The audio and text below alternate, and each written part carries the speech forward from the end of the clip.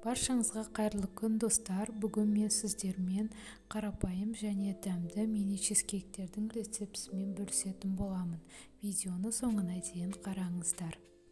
Ең алдымен қамырын дайындап аламыз. Қамырына бізге қарапайым үгітілген печенье керек болады.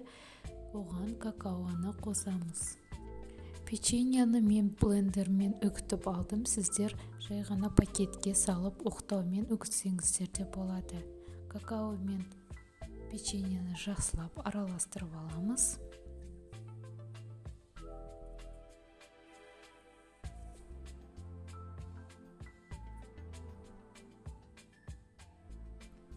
Ал енді ерітілген сары майымызды құямыз.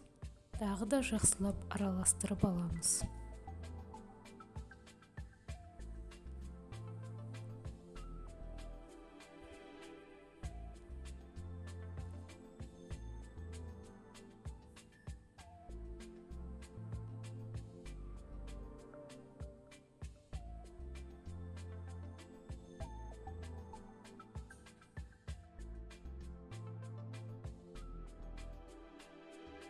Осымен қамырымыз дайын болды. Енді формочкаларымызға бір қасықтан қамырды салып шығамыз.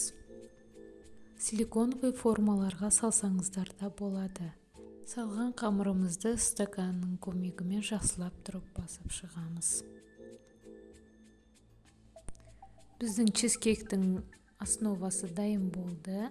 Енді начинкасын дайындағанға дейін қамырымызды тоңазытқышқа салып қоямыз. Начинкасын дайындаймыз. Начинкасына сүзбе мен қаймақты араластырып, біркелкі болғанға дейін блендермен үгітіп аламыз. Міне үгіткеннен кейін осындай масса болады. Мен жартысына сүзбелі ірімшікте қостым. Сіздер жай ғана сүзбемен жасасаңыздар да болады. Сүзбелі ірімшігімізге үгітілген ірімшікті қосамыз.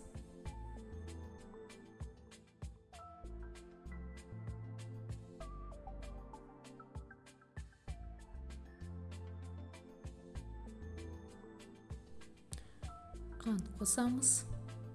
Тағы да миксермен жақсылап араластырамыз.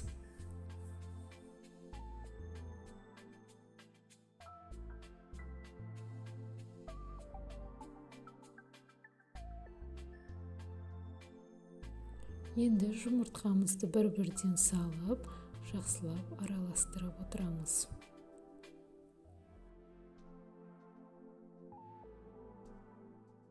Крахмал мен ванилинді саламыз. Тағы да жақсылап араластырамыз. Біздің начинкамыз дайын. Енді чизкейктің основасын тоңазытқыштан алып, начинкалармен толтырып шығамыз. Егер сізде бұндай формалар болмаса, қарапайым силиконовый формалармен жасасаңыздар да болады. Чизкейктерімізді қызып тұрған пеште 180 градуста 15-20 минуттай пісіріп аламыз. Чизкейктеріміз дайын. Егер сізде силиконовый форма болса, суығанын күткеніңіз дұрыс.